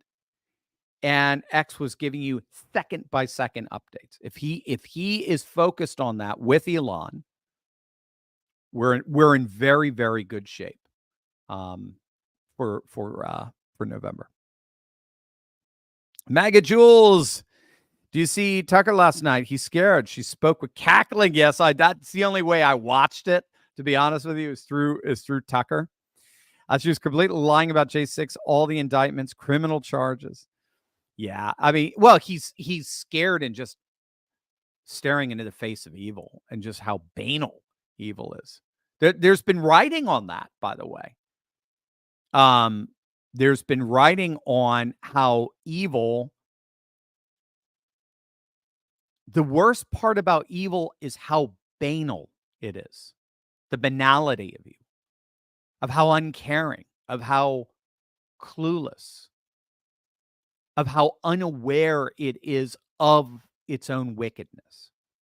There's a wonderful scene in that movie, La Vita Bella, the Life is Beautiful, the Italian movie, when it came out in the 1990s, about a father in a concentration camp, and he's with his son, and he's convinced his son that it's all a big game. It's a very beautiful film. And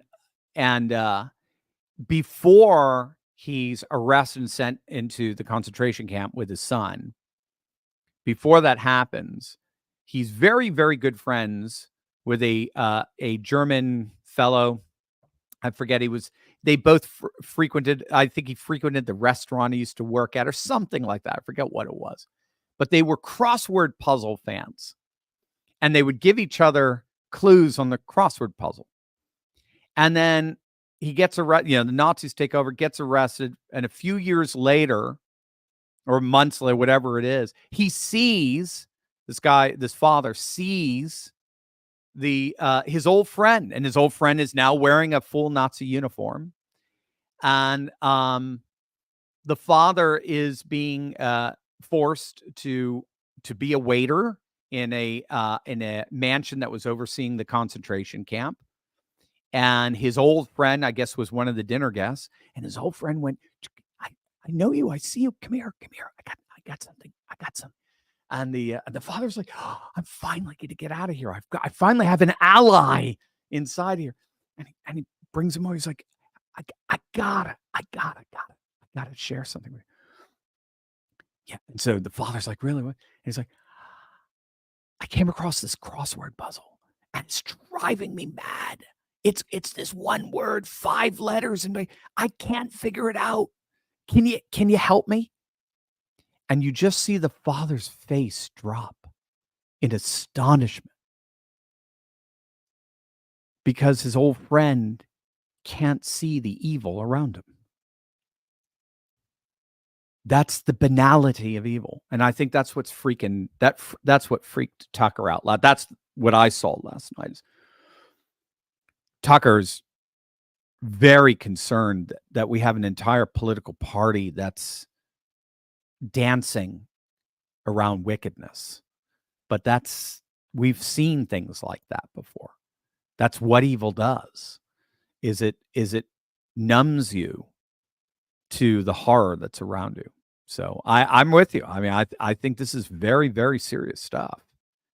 And if she does pull this off, if she does win, we are going to have to think very, very deeply about red state strategies to create sanctuary states away from, frankly, an imploding blue state nation. I think the nation effectively, if Kamala wins, the nation effectively becomes 2 countries.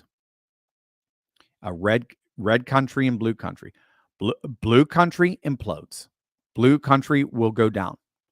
Red country, if it's able to sustain its autonomy, like many regions within states in Europe. I was very impressed by Catalonia. Catalonians or Catalans in Spain are very protective and exercise strict guardianship of their unique culture from the wider Spanish nation that they do not like. Or Corsica, the island that belongs to France but sees themselves as Corsicans. You see that or you get these city states like Monaco inside France that has very strict laws that protect its culture. We ran into it. Josh knows what I'm talking about. It's the only place the police came up to us when we were filming. They were very, very strict about what you can do in Monaco. We're going to have red states like that are very adamant and deliberate in terms of protecting faith, family, and freedom from its destruction by very evil forces in DC and in blue America. That's going to be our focus. We're going to be a nation within a nation, as it were. An arc. Rumble chat, Everson, thank you, sir. I don't think left and right populists can coexist. Too different a societal function. The answer is national divorce. You're not. You may be right. Am I saying it right? Eververon. I think Evereveron. Why is this so hard? Evereveron. I got it. Ever on. Took me a while. You may be right. I'm not going to lie to you. You may be right. If Kamala wins, Texit is going to surge in popularity like you never. Dan Miller better get ready because he's going to get more emails and more inquiries than he has ever gotten, even 2020. We featured Dan on our show. When was it? I think early February of 2021 to talk about Texas. And we had, 1,000 people show up. It was a private live Zoom call with Dan. And he answered everybody's questions about Texas. Texas will be more popular than ever. More people will be moving to Texas than ever. Texas will become redder than ever. But it won't be just Texas. It'll be Flexit. It'll be you'll see moves to secede like never before, and justifiably so. Who wants to be part of a nation that elects that? I mean, who wants it? And under such bizarre circumstance, she was selected. She wasn't elected. So, no, I'm with you. A national divorce may happen, but I do disagree with you that the populist left and populist right can't unite, because they have. I mean, we have seen that happen before. Bernie bros voted for Trump in 2016. We've seen it. The populist left is Joe Rogan, right? The populist left is RFK Jr. The populist left has much more in common with us than they do with the establishment left that wants nothing to do with them, actually finds them odious and does everything that it can to stigmatize them. So, but that said, you're right. A national divorce may indeed be on the horizon. We talk about it all the time on the channel. Secessionism is exploding all over the world. The world map has gained at least 35. I think now it's actually up to 37 nations since 1991. So the map has been breaking up. It's not been consolidating since the fall of the Soviet Union. And that's because of re-territorialization and neo-regionalism, where more and more populations are localizing their politics. And for many, that means re-territorializing their borders. We're seeing it, I mean, in many ways, just even at county levels with the Greater Idaho movement, which I think we just saw another, didn't we just see another county in Oregon? I think I was supposed to report on that. Darn it, I think I forgot. I think another county in Oregon just voted to secede from Oregon and join up with Idaho. So that's an internal secession as opposed to an external breaking away. So no, I'm with you. That may be it, because that's one of the trends that's going on all over the world.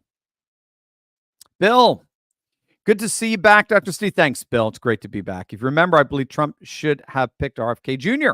for VP. I did advocate that as well, just because of this notion of uniting populist left, populist right. But now I'm thinking Attorney General, particularly because RFK Jr. wants to dismantle the deep state. Your thoughts? I think it would be amazing. I think it'd be really, kind of cool, just in terms of the way it's playing out history with his dad being Attorney General. So absolutely, I think dismantling the deep state is our number one issue. If we don't do that, nothing we do will matter. If we don't do the two things, if we don't do nothing we do will matter. Got to secure the border, and we've got to dismantle the deep state. Those are the two things. If we don't do that, nothing we do, anything we do can be reversed. If we build the wall and if we dismantle the deep state, they have lost all their power. And then we have permanently defanged the left. So that's what we have to do. And I think RFK Jr. is part of that. BWs.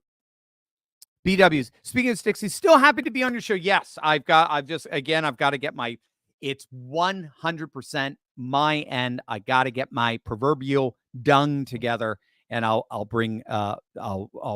do an invite to Sticks on the show. He'll be wonderful. I'd love to chat with him. A fellow New Englander. Yeah, I'm from Connecticut. He's in Vermont. Rick, Joe at this point is a lame duck. Absolutely. We don't even see him anymore. You notice that? Previous lame duck presidents were at least visible. Rick, I didn't even read that sentence. We're obviously simpatico here, but other than Joe's middle of the night speech during the DNC, he's been MIA. Are we safe from any government meddling until January 20th? Or will we see under the table efforts to push last minute legislation? It's a good question. I don't think there's a lot they can do with the legislation. I just think we're at a standstill there with either with Republicans having the House and with the filibuster in the Senate. I just don't think I don't think they can get anywhere. I mean, our legislature is really broken down. We're now more or less, for right or for wrong, we're very much an executive branch federal government at this point. The good news is, again, the Supreme Court's come in and stopped a lot of the federal government's overreach. I think we're okay. I don't like it. I don't like the fact that we're basically being run by a bunch of unelected bureaucrats at this point.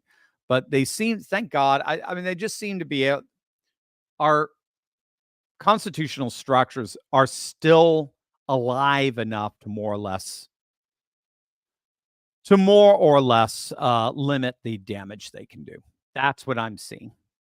Thus far, that's been the case.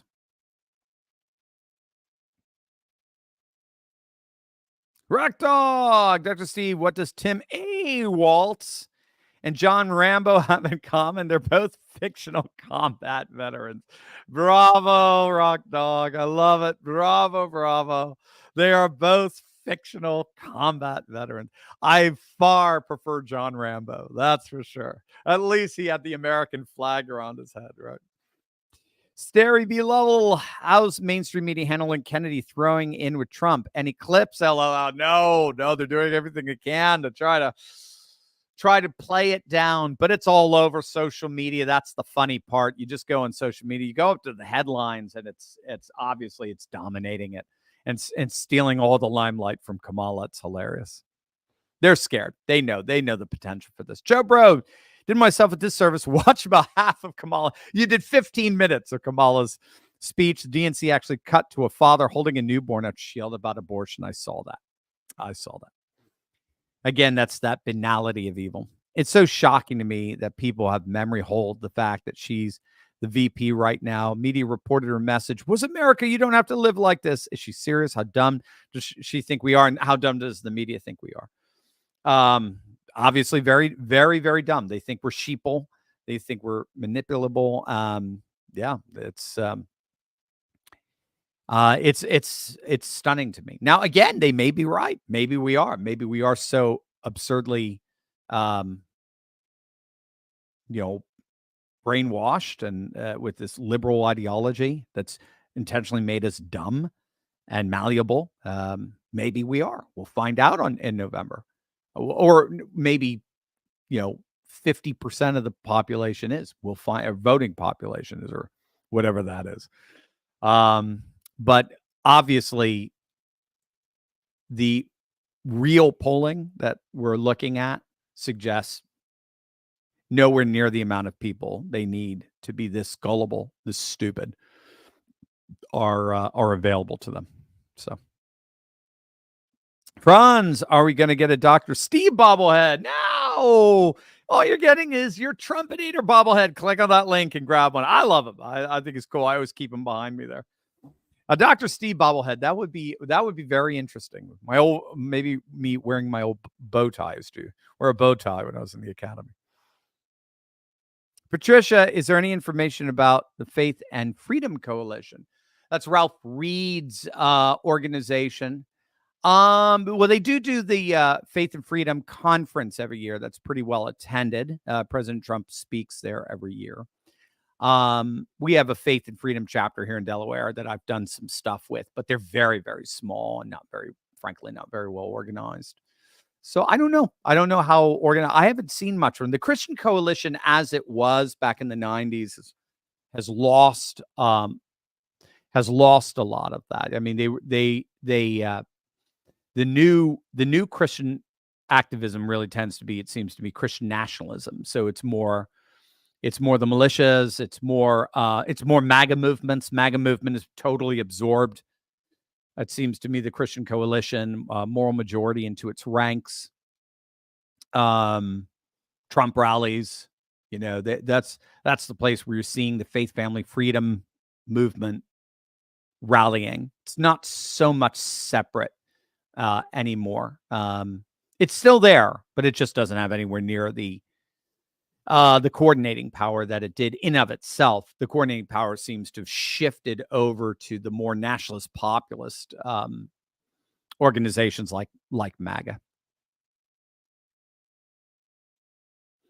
Chris, what about overwhelming mail-in ballots? Remember the paper jams and Sharpie voting pens in 2022. Arizona, I think, consider the broken pipes in 2020. What about computer glitches? We're famous for turning out the day of election. I'm hearing some encouraging early voting to avoid problems the day of election. Yeah, so that's the way I understand what Laura Trump and Whatley are doing is they are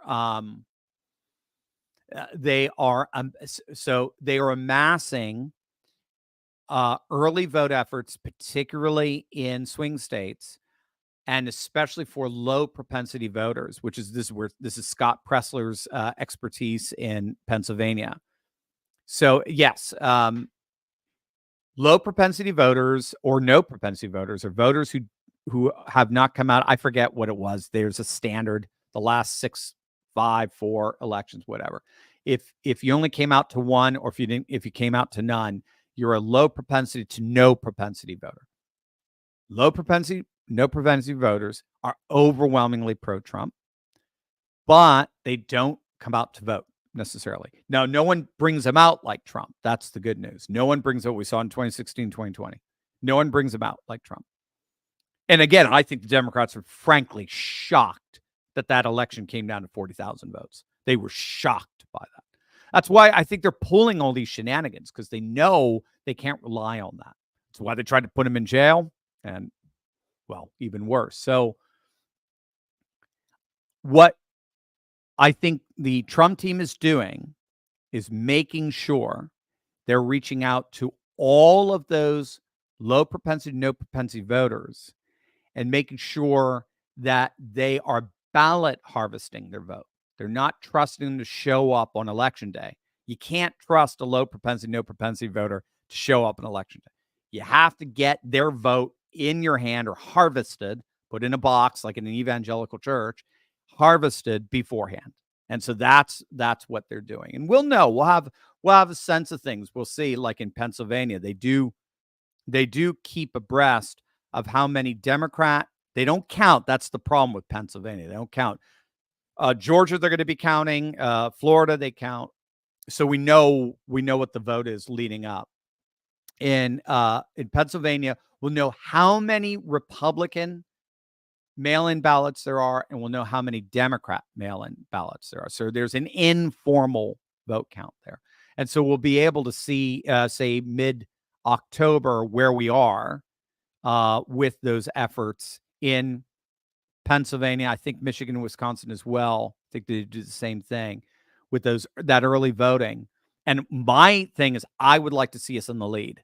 We may not be. That may be too much of a tall order, because Democrats do tend to vote by mail. The vote by mail tends to be dominated by Democrats. That's what I meant to say. So we'll see. We'll see where that goes. But I think the gauge is, you want to see Republicans kind of neck and neck with the Democrats, or within a few percentage points. If they're way down like they were in 2022, like Oz was with Fetterman, if they're down 30, 40, 50 percentage points to their mail-in ballots, then we're in trouble. Well, I won't say we're in trouble, but we're asking for it. Like you said, we're asking for machines to break down on election day. They always do, and they always happen to do it when Republicans are in inordinately Republican districts, and like, never happened, never ever happened. The only thing that ever happens in Democrat districts is there's not enough time to vote. We need to extend it beyond 9 o'clock time because there's so many Democrats who want to vote. It never happens. I know. I mean, again, it's just all part of the delegitimization of a dying system, basically. So I'm with you. Mark, is it better to vote as early as possible in person? Do it early, or on voting day, curbside? We're old. It's literally painful to stand in line more than 5 minutes. No, then definitely, yeah. Do a mail-in vote. Do mail-in if standing in line is painful for you. Do it early or on voting day. I do it early. There's nothing wrong with it. Nothing wrong with it at all. Trump is talking about that. Go ahead. Make sure you get that vote in. Can mainstream media lie about who won what state and be accepted? It's gonna be hard. I mean, outside of the votes to back it up, it's gonna be hard. So, at the very least, it's gonna have to be holistic. You're gonna have to have this all-out effort, which we did, with Zuckerbucks and all this all-out effort to just flood the polling stations with truckloads of filled out votes, and then get the legacy media to be your mouthpiece and your champion to say, yep, everything was great. Nothing to see there. Trump is up 800,000 votes in Pennsylvania on Tuesday or early Wednesday morning within 12 hours. Oh, looky here. We just found 1 million votes for Joe. No. Isn't that great? Isn't democracy great? So, no, it's going to have to work in conjunction. So we'll see again. All they're doing in the end, if they do that, is they're only destroying themselves because they're only destroying whatever little credibility they have left in the eyes of more and more people. You can only do it so many times. Just ask the Soviet Union. Just ask the Berlin Wall. Paul, what do you make of Kamala bailing on all but one debate? Yeah, she's reading the internal polls. They're recognizing that the more she talks, the less people like her. So they're trying to cut their losses. Let's do one debate. Let's do it on our own home turf with George Stephanopoulos, and old Georgie there with ABC, and we should be good to go because Fox is going to be asking too hard questions. She's not a smart person. Robert Barnes talks about this. I guess he was in the same circuit there with her in California. Barnes is out in Vegas, if I recall. So that Western circuit out there, and apparently he said, the dirty little secret among everyone was just she was an idiot. If you were up against Kamala Harris, she was a public prosecutor, and you were the defense lawyer. Oh, you were guaranteed to win. She was an idiot. She's lazy. She apparently has a drinking issue. I think you guys have heard about that. She does hit the sauce apparently quite a bit. I think that's part of her. She's got the cackles, and she's got the gin and tonic to help her deal with whatever issue she has. Angel, assuming Trump takes back the White House, are we, with our few populist allies, put into a position to reclaim the dollar as the de facto currency in the world? Or has BRICS already signed our death warrant? Yeah, I think that ship has sailed, Angel. That's actually a really great question. I appreciate that question. Ayala, I love that. That's a beautiful name. I think the ship has sailed. I do. I don't. What happened?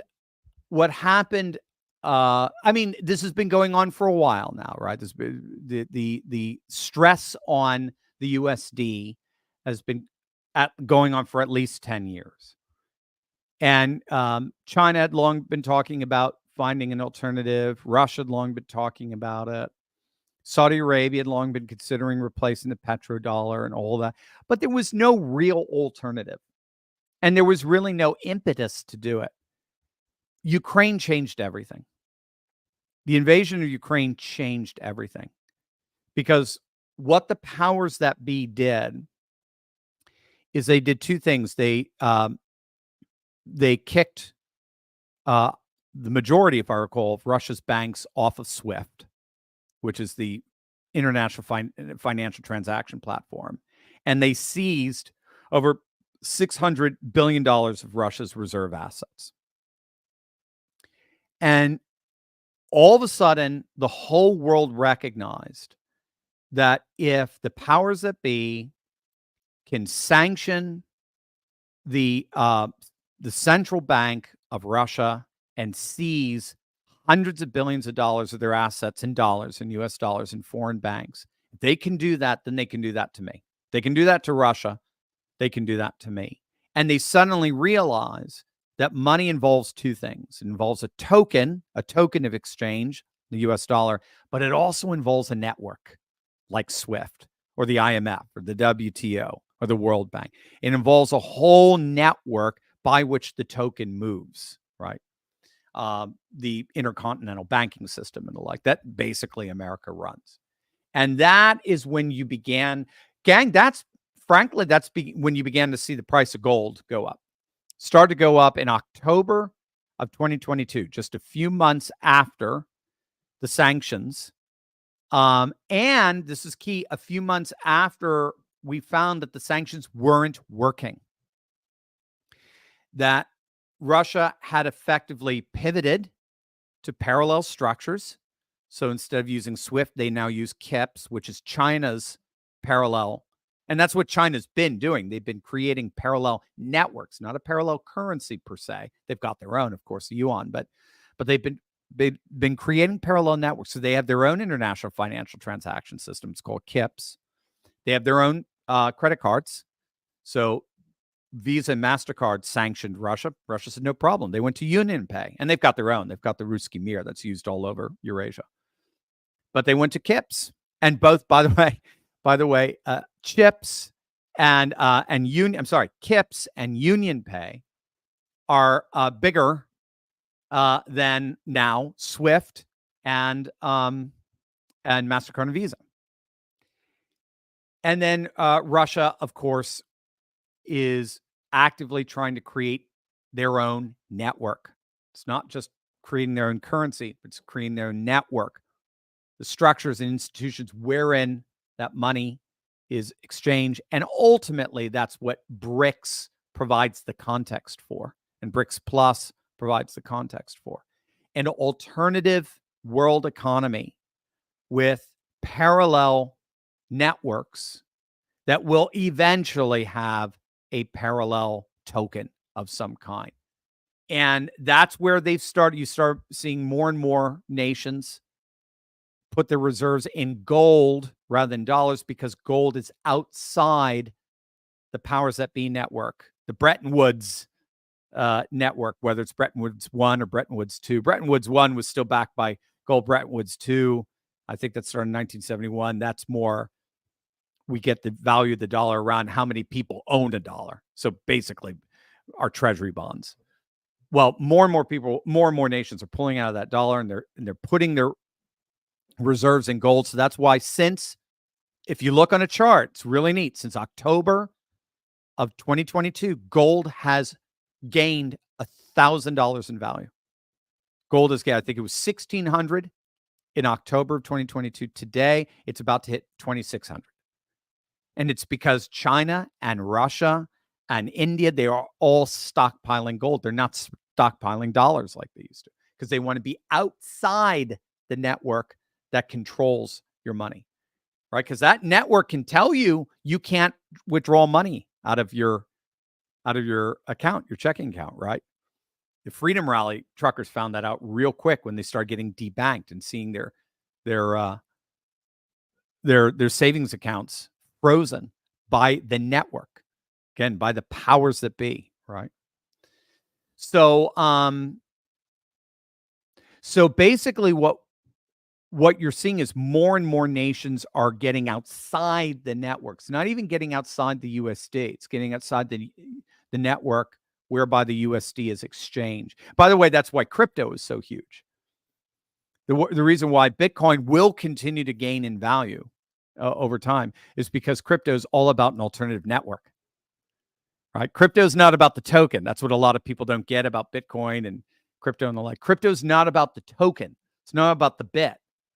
It's not about the coin. It's about the network that enables you to send however much money you want. I think the highest, I don't think anyone sent $1 billion, but I think it's like 999 million. Transfer money from yourself to another person without a single mediator, directly, just an exchange between two people like we used to back in the day in bartering.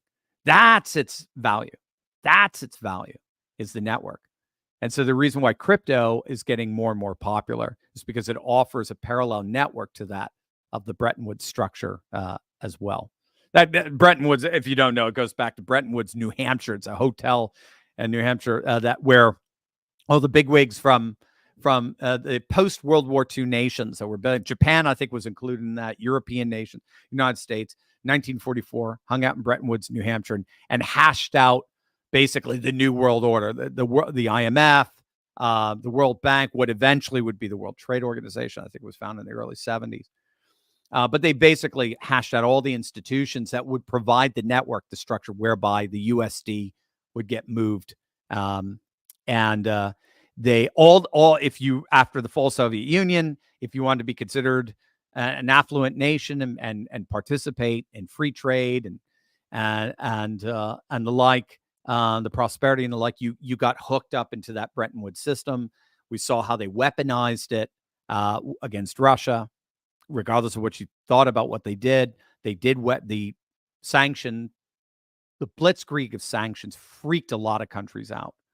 And so they all left. A lot of them are leaving, joining up with BRICS and finding commerce outside of the Bretton Woods system. And gold and crypto are two major ways they're doing it, along with the alliance of BRICS.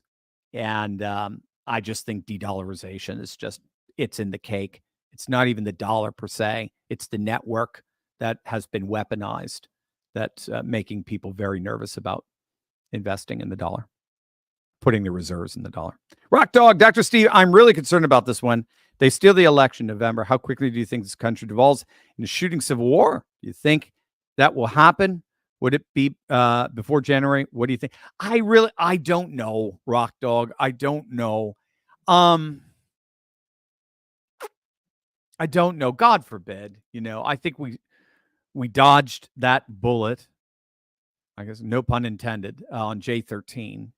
If something like that happened to Trump, I mean, my God, if Trump was killed, I don't know what would have happened. I don't know what our country would have descended into. But if Kamala wins, I don't know. We'll see. I think, again, we're going to think much more in terms of sanctuary states, of building administrative and legal walls around red states to keep us safe from the blue rot. I think there's going to be extraordinary pressure on red state governments to go full MAGA and do whatever they have to do to protect their cultures from any blue rot that remains inside their states, like some urban areas or cities that are dilapidated. And then I think you're going to see Texas on steroids. The call for Texas to secede is going to go through the roof. And you probably will see in the next 4 years, you'll probably see a vote of independence, and it'll probably pass because independence votes tend to pass. Nothing brings out the vote like an independence vote. Just ask Brexit voters. So, or even the Catalan referendum a few years back in Spain. So I just think we're going to be in a arc footing where we're going to try to preserve faith, family, and freedom in the midst of a dying neo-feudalist blue society. That's where I think we'll be. And with that, I think that's it. Oh, we got one more. Rumble chat. Everson. Or no, ever. Oh, that was the same. We had it before. All right, guys. Have a wonderful weekend. I will see you on Monday for a brand new week. Onward and upward. Love you guys.